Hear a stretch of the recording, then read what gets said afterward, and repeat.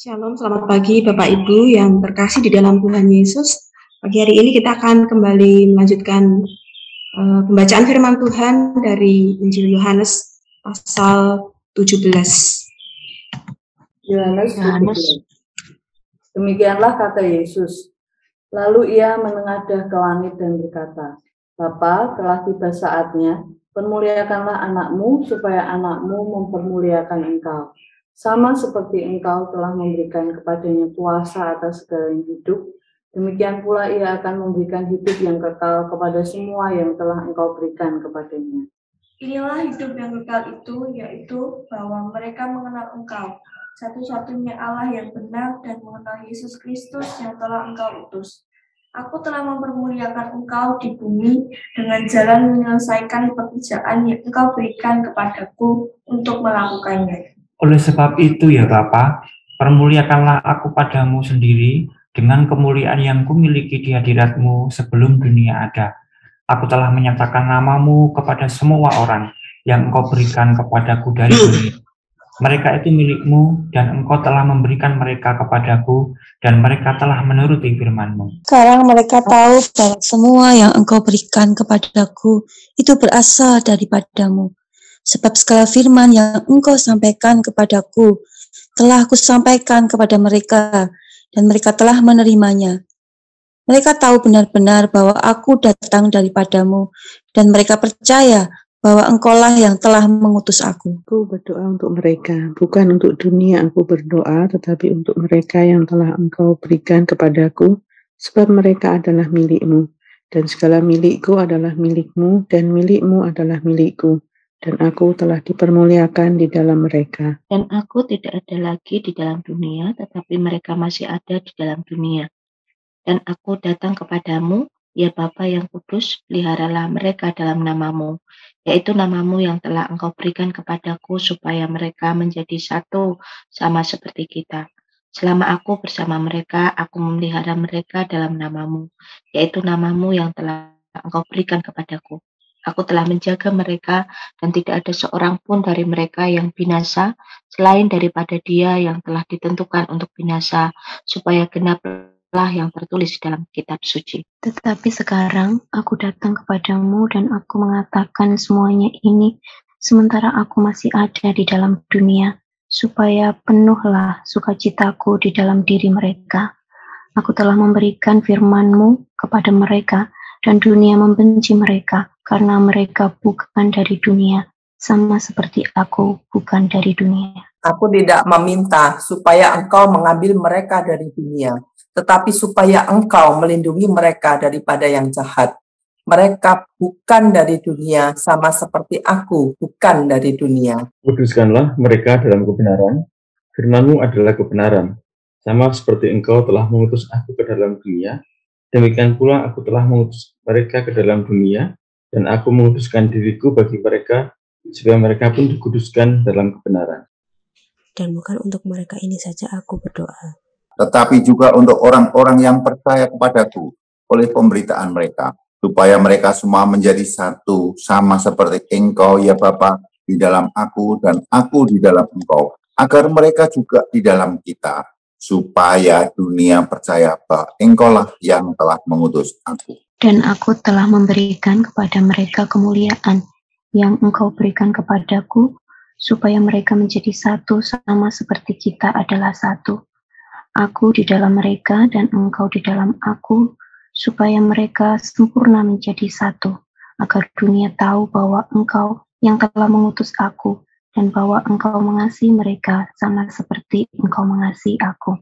Ya Bapa, aku mau supaya dimanapun aku berada, mereka juga berada bersama-sama dengan aku.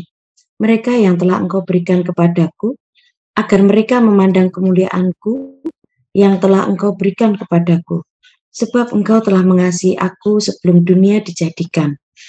Ya Bapa yang adil, memang dunia tidak mengenal engkau, tetapi aku mengenal engkau, dan mereka ini tahu bahwa engkaulah yang telah mengutus aku, dan aku telah memberitahukan namamu kepada mereka, dan aku memberitahukannya, supaya kasih yang engkau berikan kepadaku ada di dalam mereka, dan aku di dalam mereka. Ya, amin. Puji nama Tuhan. Bapak Ibu, pagi hari ini di Injil Yohanes pasal 17 ayat 1 sampai 26 kita melihat tentang Yesus Tuhan, anak Allah yang maha tinggi, itu pribadi yang senantiasa hidup di dalam doa, dan dia bukan hanya berdoa untuk dirinya sendiri, tetapi dia juga bersyafaat untuk para muridnya dan juga untuk setiap orang percaya di seluruh dunia ini.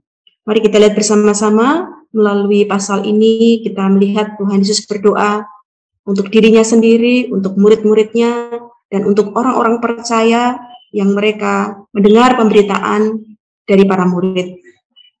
Ayat 1 firman Tuhan mengatakan kepada kita, demikianlah kata Yesus. Jadi di pasal-pasal kemarin, dalam rangkaian doa pagi kemarin kita sudah banyak belajar merenungkan firman Tuhan, bagaimana Yesus memiliki waktu secara pribadi dan sangat eksklusif bersama dengan para murid, memberikan pengajaran-pengajaran yang begitu penting dalam kehidupan para murid terkait dengan Tuhan Yesus yang akan mati dan kemudian akan bangkit dan akan naik ke surga.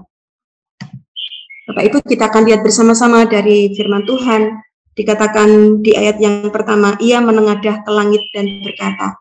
Jadi setelah Tuhan Yesus banyak mengajarkan pengajaran-pengajaran penting kepada para murid, pengajaran tentang pokok anggur, pengajaran tentang Roh Kudus, pengajaran tentang hidup dalam keselamatan, kekekalan, karena Yesus adalah satu-satunya jalan dan kebenaran dan kehidupan. Kita lihat bersama-sama dikatakan firman Tuhan, ia menengadah ke langit dan berkata.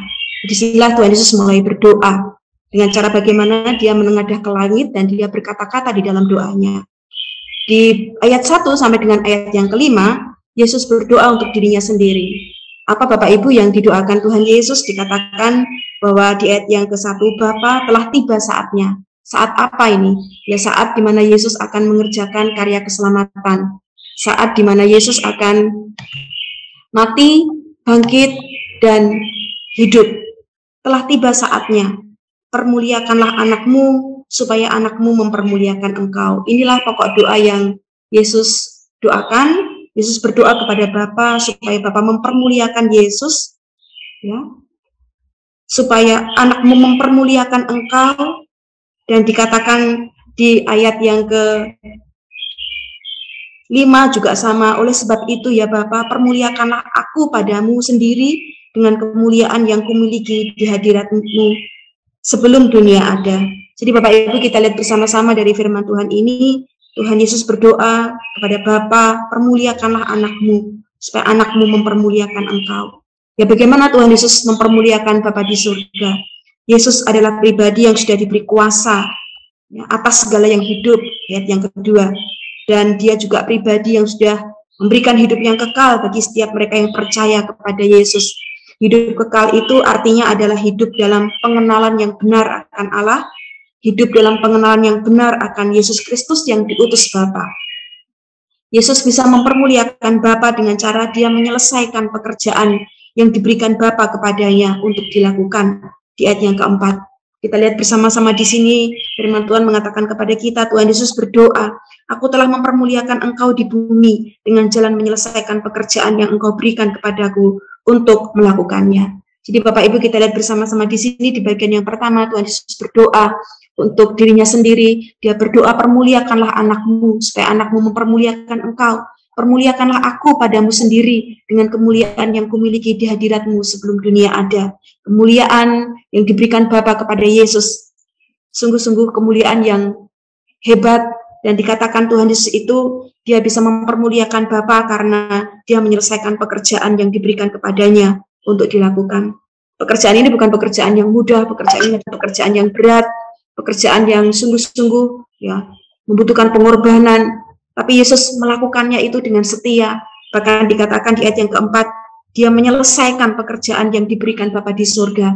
Dengan jalan seperti itulah Tuhan Yesus mempermuliakan Bapa di surga. Satu hal yang sungguh menarik dari ayat 1 sampai dengan ayat yang kelima, Tuhan Yesus juga berdoa bagaimana dia bisa memuliakan Bapa di surga dengan jalan menyelesaikan pekerjaan yang Bapa berikan kepada Tuhan Yesus. Ternyata untuk bisa menyelesaikan pekerjaan Bapa di surga, ya perlu berdoa, perlu sungguh-sungguh mengandalkan Tuhan, perlu sungguh-sungguh menaruh iman percaya kepada Tuhan. Satu hal yang bisa kita refleksikan secara pribadi di dalam diri kita, Tuhan juga memberikan kepada kita pekerjaan-pekerjaan yang Dia percayakan kepada kita. Nah, kita tidak bisa mengerjakan pekerjaan-pekerjaan yang Bapa percayakan kepada kita. Banyak hal yang Tuhan percayakan kepada kita, terutama adalah mengerjakan misi Allah bagi dunia ini. Kita memberitakan Injil, kita memuridkan, kita mengerjakan panggilan Tuhan di dalam kehidupan kita, di dalam pekerjaan, di dalam pelayanan, di dalam kehidupan pribadi, keluarga, dan seterusnya. Dan kita menyadari bahwa pekerjaan-pekerjaan yang Bapa percayakan kepada kita, yaitu kita dipanggil untuk mengerjakan misi Allah bagi dunia ini, ya tidak bisa kita kerjakan dengan kekuatan kita sendiri. Kita perlu berdoa kepada Tuhan, supaya Tuhan memampukan kita untuk kita bisa mengerjakan pekerjaan Tuhan bagi kita secara pribadi. Dan kita menyadari bahwa hidup yang memuliakan Bapa di surga adalah hidup yang menyelesaikan pekerjaan Bapa yang dipercayakan kepada kita. Yang kedua, kita melihat bersama-sama Tuhan Yesus berdoa untuk para murid. Di ayat yang ke-6 sampai dengan ayat yang ke-19. Siapakah yang disebut dengan para murid di sini? Para murid adalah mereka yang telah menerima dan menuruti firman yang Tuhan sudah berikan kepada mereka. Para murid adalah mereka yang sudah percaya kepada Tuhan Yesus. Yesus ini datang dari Bapa. Bapa di dalam Yesus, Yesus di dalam Bapa. Ini dipercayai oleh para murid. Jadi para murid ini adalah pribadi-pribadi yang telah menerima dan menuruti firman. Dan mereka sudah percaya kepada Tuhan Yesus. Nah, apa yang didoakan Tuhan Yesus untuk para murid? Kalau kita lihat bersama-sama di ayat yang ke-11, di situ firman Tuhan mengatakan kepada kita, dan aku tidak ada lagi di dalam dunia. Ya, karena Yesus akan disalib, mati, dan bangkit, naik ke sorga. Tetapi mereka masih ada di dalam dunia, dan aku datang kepadamu. Ya Bapa yang kudus, peliharalah mereka dalam namamu, yaitu namamu yang telah Engkau berikan kepadaku, supaya mereka menjadi satu sama seperti kita. Jadi inilah yang didoakan Tuhan Yesus. Yesus berdoa kepada Bapa, supaya Bapa memelihara para murid, supaya Bapa menolong para murid untuk mereka menjadi satu sama seperti kita yaitu Bapa dan Yesus. Nah, inilah yang didoakan Tuhan Yesus. Yesus berdoa, kiranya Bapa di surga memelihara kehidupan para murid, karena para murid masih ada di dalam dunia. Dan di ayat yang ke-12, Tuhan Yesus juga mengatakan bahwa selama aku bersama-sama mereka, aku memelihara mereka dalam namamu, yaitu namamu yang telah Engkau berikan kepadaku. Aku telah menjaga mereka, dan tidak ada seorang pun dari mereka yang binasa, selain daripada dia yang telah ditentukan untuk binasa, supaya genaplah yang tertulis di dalam kitab suci. Selama Yesus ada bersama dengan para murid, Yesuslah yang menjaga para murid. Yesus yang memelihara mereka. Tetapi Yesus akan mati. Yesus akan melaksanakan misi Allah bagi dunia ini dengan cara disalib. Dan Yesus berdoa kepada Bapa di surga. Di ayat yang ke-15, aku tidak meminta supaya Engkau mengambil mereka dari dunia, tetapi supaya Engkau melindungi mereka daripada yang jahat. Para murid masih ada di dalam dunia. Dunia itu bukan tempat tinggal yang nyaman buat para murid. Dunia itu tempat tinggal yang penuh dengan kejahatan. Dan ini mengancam kehidupan para murid. Tapi puji Tuhan, dalam keadaan yang seperti itu, Tuhan Yesus berdoa, bersyafaat kepada Bapa di surga untuk kehidupan para murid yang masih ada di dalam dunia. Dan Tuhan mengatakan bahwa aku tidak meminta supaya Engkau mengambil mereka dari dunia, tapi supaya Engkau melindungi mereka daripada yang jahat. Ada satu jaminan perlindungan Tuhan bagi kehidupan para murid yang masih hidup di tengah-tengah dunia yang penuh dengan kejahatan ini. Doa Yesus kepada para murid adalah supaya mereka terlindungi dari segala yang jahat. Ya, puji nama Tuhan, kita juga melalui firman Tuhan ini merefleksikan firman Tuhan ini dalam kehidupan kita. Kita juga para murid. Kita sudah menerima kebenaran firman Tuhan. Kita juga sudah belajar untuk menuruti firman Tuhan.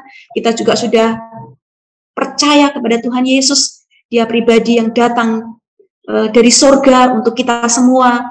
Dia dan Bapa adalah satu. Kita bersyukur pagi hari ini kita diingatkan di tengah-tengah situasi dunia yang mencekam, ancaman-ancaman dunia yang berpotensi juga untuk membuat kehidupan para murid menjadi takut, khawatir, dan cemas.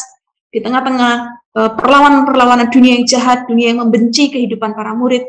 Tapi kita bersyukur pagi hari ini kita diingatkan oleh firman Tuhan, doa Yesus untuk para murid adalah supaya Engkau melindungi mereka daripada yang jahat. Jadi kalau sampai hari ini kita masih dalam perlindungan Tuhan, sampai hari ini kita masih dalam pemeliharaan Tuhan, yaitu semata-mata karena kita meyakini bahwa Tuhan Yesus mendoakan kita, para murid-muridnya. Bahkan di ayat yang ke-17, di situ firman Tuhan mengatakan kepada kita, pokok doa Tuhan Yesus, kuduskanlah mereka dalam kebenaran. Firman-Mu adalah kebenaran. Dunia itu cemar, dunia itu penuh dengan dosa.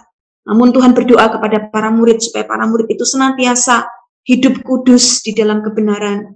Bagaimana para murid bisa hidup dalam kekudusan, di dalam kebenaran, yaitu dengan firman Tuhan. Karena firman Tuhan itu adalah kebenaran. Jadi kita bersyukur, kita terus diingatkan bahwa di tengah-tengah dunia yang cemar seperti ini, Tuhan mendoakan kita agar kita senantiasa bisa hidup dalam kebenaran. Dan kebenaran yang menguduskan kita itu ada di dalam firman Tuhan. Kalau setiap hari kita merenungkan firman Tuhan, seperti setiap hari kita lakukan di doa pagi ini, atau melalui KTBK yang kita lakukan, sesungguhnya itu adalah satu hal yang berkenan di hati Tuhan Yesus, karena dengan cara demikian kita bisa hidup dalam kebenaran, dan kebenaran itu menjauhkan kita dari segala kejahatan. Dan berikutnya kita lihat bersama-sama pokok doa Tuhan Yesus untuk para murid adalah supaya mereka dikuduskan di dalam kebenaran. Diulang kembali di ayat yang ke-19. Dan aku menguduskan diriku bagi mereka, supaya mereka pun dikuduskan di dalam kebenaran. Yesus pribadi yang kudus, dia rindu murid-muridnya juga hidup dalam kekudusan. Dan Yesus berdoa supaya mereka pun dikuduskan di dalam kebenaran. Nah, di bagian yang kedua, Tuhan Yesus berdoa kepada para murid, dan ada 4 pokok doa yang didoakan Tuhan Yesus untuk para murid. Yesus berdoa supaya para murid dipelihara, mereka menjadi satu. Yesus berdoa supaya para murid tetap dalam perlindungan Tuhan di tengah-tengah dunia yang jahat ini. Yesus juga berdoa supaya para murid itu dikuduskan di dalam kebenaran melalui firman Tuhan, dan mereka hidup di dalam kebenaran. Nah, pokok doa berikutnya adalah untuk orang-orang percaya, yang mereka percaya karena pemberitaan para murid. Pokok doa Yesus diperluas. Yesus berdoa bukan hanya para murid waktu itu ya, ada 12 murid. Tapi Yesus juga berdoa untuk setiap orang percaya. Yang mereka percaya karena apa? Karena pemberitaan firman yang disampaikan oleh para murid. Apa yang didoakan Tuhan Yesus untuk orang-orang percaya, yang mereka percaya oleh pemberitaan firman yang dilakukan oleh para murid, mulai dari ayat yang ke-20 sampai dengan ayat yang ke-26. Inilah pokok doa Tuhan Yesus. Dikatakan di ayat yang ke-20, dan bukan untuk mereka ini saja, berarti untuk para murid ya. Aku berdoa, tetapi juga untuk orang-orang yang percaya kepadaku oleh pemberitaan mereka. Jadi kita lihat bersama-sama Yesus berdoa juga untuk orang-orang percaya, yaitu mereka yang percaya kepadaku oleh pemberitaan mereka. Jadi luar biasa, para murid Yesus itu juga sudah memberitakan firman, dan ada kuasa yang menyertai pemberitaan firman para murid, sehingga para murid itu juga bisa dipakai Tuhan untuk bersaksi, memberitakan firman Tuhan. Ada orang-orang yang mendengar firman Tuhan itu, dan kemudian mereka menjadi percaya. Nah, apa yang didoakan Tuhan Yesus di ayat yang ke-21, supaya mereka semua menjadi satu, sama seperti Engkau ya Bapa, di dalam aku dan aku di dalam Engkau. Kita lihat pagi hari ini, Yesus berdoa untuk kesatuan orang percaya di muka bumi ini. Orang percaya didoakan Tuhan supaya mereka satu. Ya, kita lihat bersama-sama ada begitu banyak potensi-potensi perpecahan di antara orang percaya. Ya, karena banyak hal yang menyebabkan orang percaya itu tidak bisa menjadi satu. Namun kita bisa melihat pada pagi hari ini, Yesus berdoa untuk kesatuan para murid, supaya mereka yang sudah percaya dalam pemberitaan firman Tuhan, mereka menjadi satu, sama seperti Engkau, ya Bapa, di dalam aku, dan aku di dalam Engkau. Apa tujuannya? Yesus berdoa untuk kesatuan ini. Dikatakan agar mereka juga di dalam kita, supaya dunia percaya bahwa Engkaulah yang telah mengutus aku. Ternyata kehidupan kesatuan orang percaya itu punya kekuatan yang luar biasa untuk membawa dunia ini percaya kepada Yesus. Kalau orang Kristen banyak bertikai, orang Kristen banyak bermusuhan satu dengan yang lain, orang Kristen banyak bertengkar satu dengan yang lain, ternyata itu tidak menjadi kesaksian yang baik bagi dunia ini. Dunia ini tidak bisa percaya kepada Yesus karena dunia ini melihat kehidupan orang-orang Kristen yang saling bertengkar, saling bertikai, saling berkonflik satu dengan yang lain. Kita melihat bahwa kesaksian hidup orang percaya itu bisa menghalangi pemberitaan firman, bisa menghalangi orang itu untuk percaya kepada Tuhan Yesus. Injil ditolak bukan karena beritanya, tapi Injil kadang-kadang ditolak karena sikap hidup orang percaya yang tidak mendukung pemberitaan Injil itu. Nah, karena itu Tuhan Yesus berdoa agar setiap orang percaya di dunia ini mereka menjadi satu, supaya dunia percaya Inilah kerinduan hati Yesus. Yesus rindu setiap orang di muka bumi ini percaya kepada Tuhan Yesus, percaya bahwa Yesus itu adalah pribadi yang sudah diutus oleh Bapa di surga. Dan kita lihat bersama-sama di ayat yang ke-22, dan aku telah memberikan kepada mereka kemuliaan yang kau berikan kepadaku, supaya mereka menjadi satu, sama seperti kita adalah satu. Diulang kembali pokok doa ini, supaya mereka menjadi satu, sama seperti kita adalah satu. Kesatuan itu didoakan oleh Tuhan Yesus, diulang oleh Tuhan Yesus untuk orang-orang percaya di dunia pada masa sekarang ini. Di ayat yang ke-23, aku di dalam mereka dan engkau di dalam aku, supaya mereka sempurna menjadi satu. Diulang 3 kali, sempurna menjadi satu. Ayat yang ke-21, 22, 23, inilah pokok doa Yesus. Mereka menjadi sempurna, menjadi satu, agar dunia tahu bahwa engkau telah mengutus aku dan engkau mengasihi mereka sama seperti engkau mengasihi aku. Jadi ini satu pokok doa yang terus didoakan Tuhan Yesus untuk kesatuan orang Kristen, kesatuan umat percaya, karena kesatuan itu di mata Tuhan Yesus sangat penting. Pentingnya apa? Karena dengan kesatuan orang Kristen itu bisa membawa orang dunia ini untuk mereka itu percaya kepada Tuhan Yesus. Bahkan di ayat yang ke-24 Yesus berdoa, ya Bapa, aku mau supaya dimanapun aku berada, mereka juga bersama-sama dengan aku. Mereka yang telah engkau berikan kepadaku, agar mereka memandang kemuliaanku yang telah engkau berikan kepadaku. Sebab engkau telah mengasihi aku sebelum dunia dijadikan. Yesus berdoa supaya dimanapun Yesus berada, setiap orang percaya itu juga berada bersama-sama dengan Tuhan Yesus. Ini satu ekspresi doa yang penuh kasih, di mana Tuhan Yesus itu tidak ingin terpisahkan relasinya, fellowship-nya dengan kehidupan orang percaya. Yesus selalu rindu orang percaya ada di dalam relasi dengan Yesus. Bahkan Yesus mengatakan, aku mau supaya di mana aku berada, mereka juga berada bersama-sama dengan aku. Yesus memiliki kasih yang begitu kuat kepada setiap pengikut-pengikutnya. Dimanapun Yesus berada, dia rindu setiap pengikutnya itu juga ada bersama-sama dengan Yesus. Dan di ayat yang ke-25 sampai dengan ayat yang ke-26, di situ Yesus berdoa, ya Bapa yang adil, memang dunia tidak mengenal engkau, tetapi aku mengenal engkau, dan mereka ini tahu bahwa engkau lah yang telah mengutus aku, dan aku telah memberitahukan namaku kepada mereka, dan aku akan memberitahukannya supaya kasih yang kau berikan kepadaku ada di dalam mereka, dan aku di dalam mereka. Ya, pokok doa Yesus adalah pokok doa yang diwarnai dengan kasih. Yesus rindu ada senantiasa di dalam persekutuan dengan setiap pengikut-pengikutnya. Dan Yesus rindu mereka senantiasa ada di dalam relasi kasih bersama dengan Tuhan Yesus. Nah, Bapak, Ibu, dan saudara semuanya, amanat teks apa yang bisa kita dapatkan pagi hari ini? Mari kita menemukan amanat teks, Yesus anak Allah adalah pribadi yang hidup di dalam doa dan bersyafaat untuk orang lain.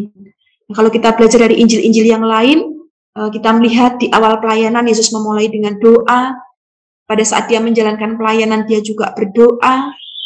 Mendekati salib, dia juga berdoa. Di atas kayu salib pun Yesus juga berdoa. Itu artinya bahwa Yesus anak Allah adalah pribadi yang hidup di dalam doa. Bukan hanya untuk dirinya sendiri dia berdoa, tapi dia juga bersyafaat untuk orang lain. Inilah yang bisa kita renungkan dari firman Tuhan. Dan aplikasinya adalah, sudahkah kita berdoa agar hidup kita memuliakan Bapa di surga? Sudahkah kita hidup di dalam doa, sebagaimana Yesus hidup di dalam doa? Dan di dalam doa itu satu hal yang menarik untuk kita renungkan, bahwa hidup yang memuliakan Bapa adalah hidup yang menyelesaikan pekerjaan-pekerjaan yang Bapa percayakan.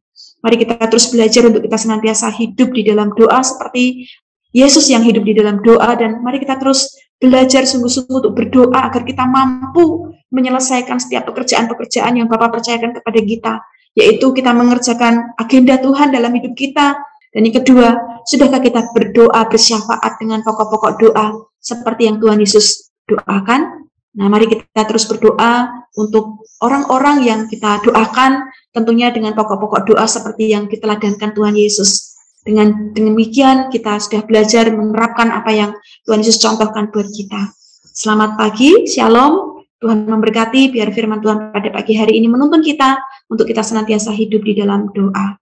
Tuhan Yesus memberkati. Pagi hari ini kita diingatkan bahwa Yesus memberikan teladan di dalam kehidupan dan pelayanannya dengan berdoa. Kita bersyukur kepada Tuhan karena Tuhan sudah memberikan jaminan buat kita, membirahi kita, dan juga sudah menjadikan kita milik kepunyaannya, dan Tuhan tetap menjamin perlindungan buat kita. Kita mau bersyukur mengingat semua kebaikan Tuhan. Kita pujikan, ku bersyukur Bapa, banyak yang telah Kau perbuat dalam hidupku. Banyak yang Kau perbuat di dalam hidupku, rancangan indahmu terjadi di hidupku. Apa yang mengerti segala yang ku perlu, kasih-Mu sempurna nyata dalam hidupku.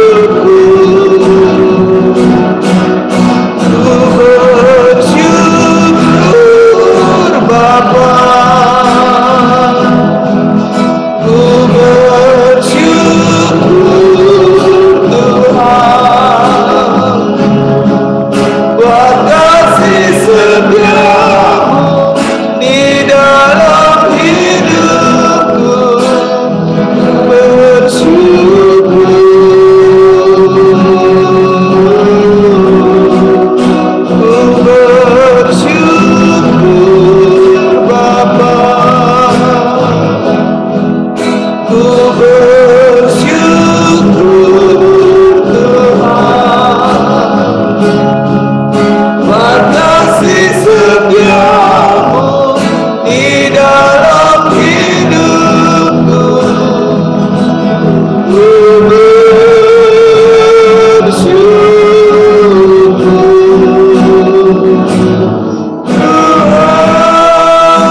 Mari kita bersyukur kepada Tuhan karena Yesus saat ini menjadi teladan buat kita sebagai pendoa syafaat yang terus berdoa untuk kesatuan kita, untuk pemeliharaan buat setiap kita. Kita bersyukur kepada Tuhan karena Tuhan memampukan kita untuk bebas dari segala yang jahat. Tuhan terus memelihara dan menyatukan kita. Kita mau supaya kita terus berkomitmen menjadi pendoa-pendoa syafaat. Itu adalah kasih karunia yang Tuhan berikan kepada kita. Mari kita bersyukur bersama. Bapa, aku bersyukur kepada-Mu Tuhan. Melalui firman Tuhan Yohanes 17, aku selalu diingatkan untuk selalu berdoa, selalu mengandalkan Tuhan, selalu hidup di dalam doa, dan semakin mencintai doa sebagai lifestyle kami.